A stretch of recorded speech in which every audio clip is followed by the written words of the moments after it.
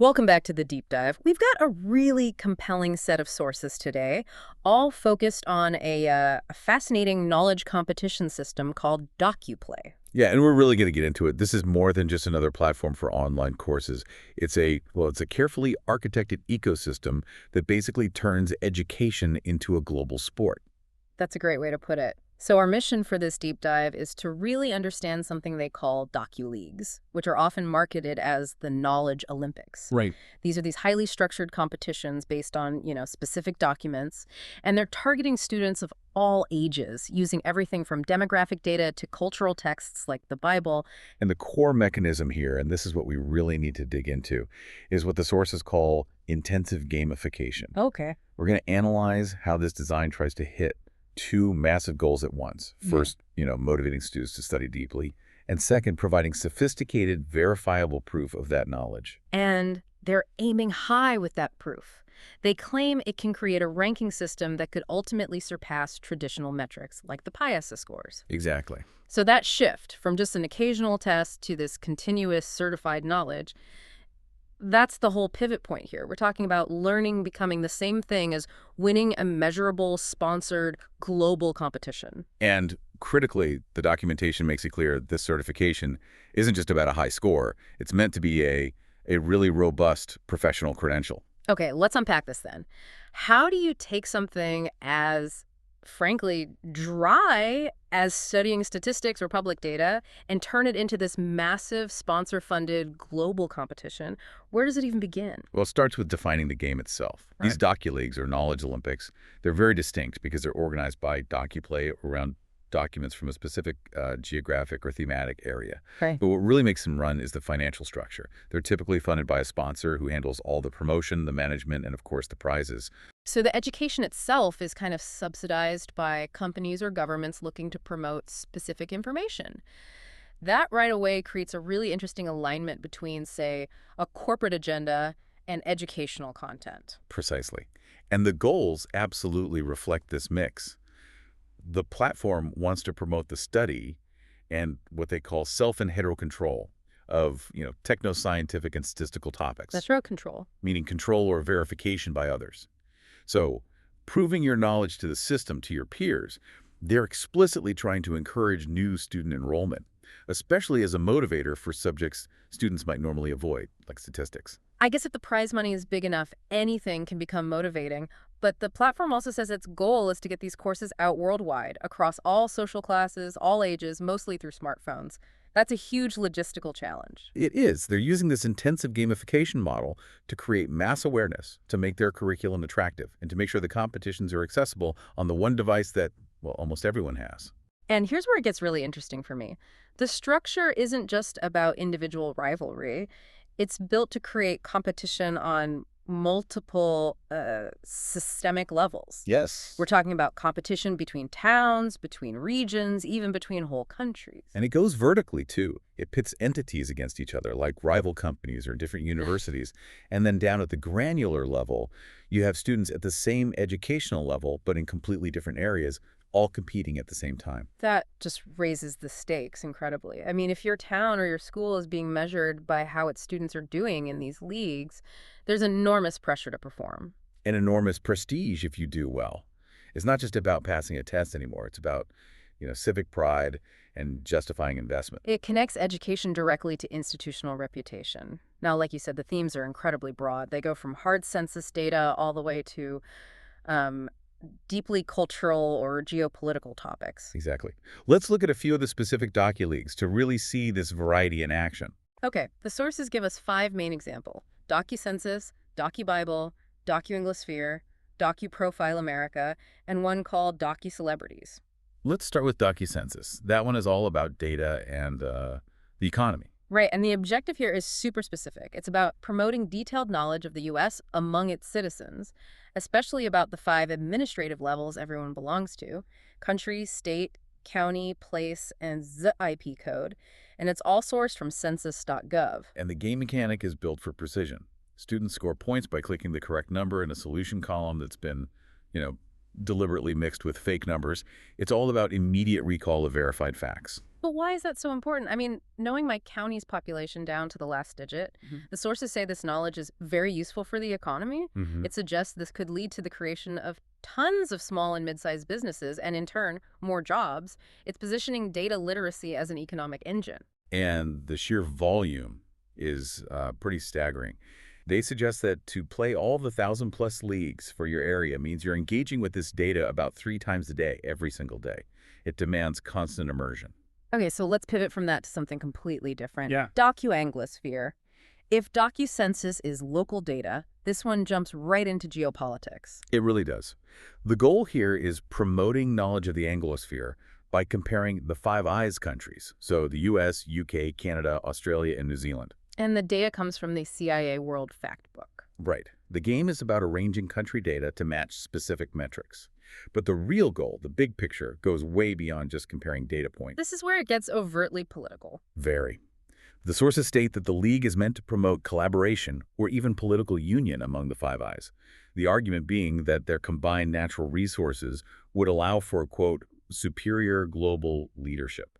So it's an example of education being framed to support a very specific geopolitical worldview. The students are learning data points that just happen to support an argument for political union. It's fascinating, isn't it? A learning game with such a potent, stated agenda.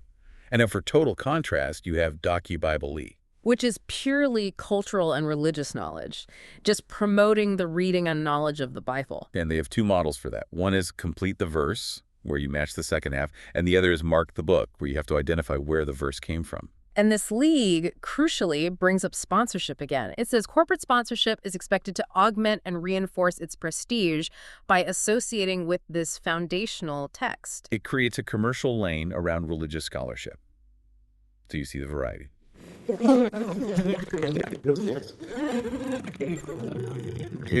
Religious literacy. Right, and then you have DocuProfile America, focusing on U.S. heritage, and DocuCelebrities, which is basic knowledge of public figures. So the content is all over the map. It is.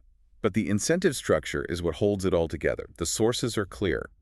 The only way for students to really improve their scores is by reading the primary source materials. Census.gov, the CIA Factbook, the Bible itself. So the game loop always forces you back to the source text. The competition becomes a form of accountability. Exactly.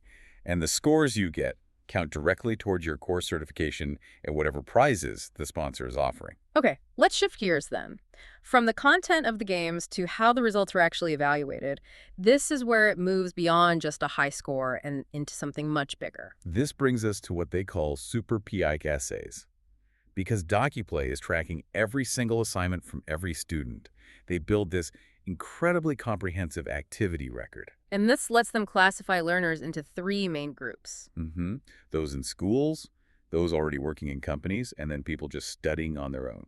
So the system is already segmenting the population by their professional or academic status. Right. And their ambition is huge. They want to offer frequent, free rankings by level, age, subject, you name it. And their stated goal is to surpass in many ways the traditional PISA ranking. Which makes sense. PISA testing is, what, every few years? It's a snapshot? Right. The Super Pedo model is continuous. It's integrated into learning itself, giving you constant data points across all these subjects. But managing that volume of data, it must require some serious processing power, which I guess brings us to the tech behind it all. Absolutely. They are leaning heavily on AI. The system uses generative AI, or IA-GPT as they call it, plus these robotic assistants. A profabot, a chatbot, a report bot. A profabot. Wow. And these are generating the data for, what was it, over 50 different rankings. That's the number. But hold on, why do you need Gen AI to generate a ranking? Can't you just, sort a list of scores in a database? I think the complexity implies that Gen AI is doing more than just compiling scores. Yeah. It might be creating nuanced scenarios for the competitions or adapting the difficulty in real time. Oh. Or maybe synthesizing all these different performance data points into those 50 comparative rankings. A simple database couldn't handle that level of dynamic evolving assessment. The AI is what enables the whole Super PISA ambition. That makes sense. It's creating a dynamic AI-driven leaderboard. But if these scores are going to be used for employability, the data has to be, completely reliable. And that's where the idea of immutability comes in. Yeah. The integrity of these activity logs is everything. They actually describe the logs as being similar to blockchains. Okay, so like cryptocurrency ledgers. Sort of. When a student requests their record, they get a password-protected copy. And that blockchain-like structure is what guarantees it can't be altered by anyone. That's a huge claim. It means a student's entire competitive learning history is time-stamped, verified, and theoretically unchangeable.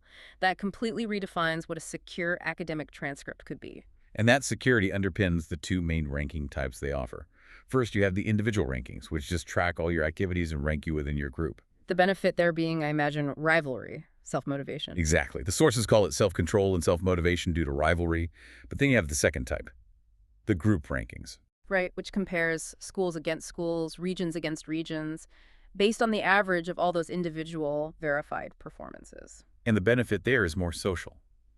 It's powerful motivation for students to try harder so they can belong to a leading group, which improves the whole group's average and prestige. So let's tie this all together. What are the real-world benefits here for everyone involved? The whole system is clearly designed for high-stakes validation. Let's start with the student. For them, these rankings are sold as a highly reliable, a certificate, or even a guarantee for employability. So your detailed, immutable activity log becomes your new resume. Precisely. It's a powerful job credential that goes way beyond just saying you're competent at something. It's verified proof. You're not just telling, you're showing. Exactly. And for schools and companies, the benefits are obvious. Companies can recruit more easily, picking applicants with the best CVs backed by these verifiable logs. And both the schools and the companies get a ton of free advertising and promotion if they have leaders in the rankings. Which serves as a massive incentive for them to keep improving their education systems. And then you scale that up to the administrative divisions, the governments. They get prestige.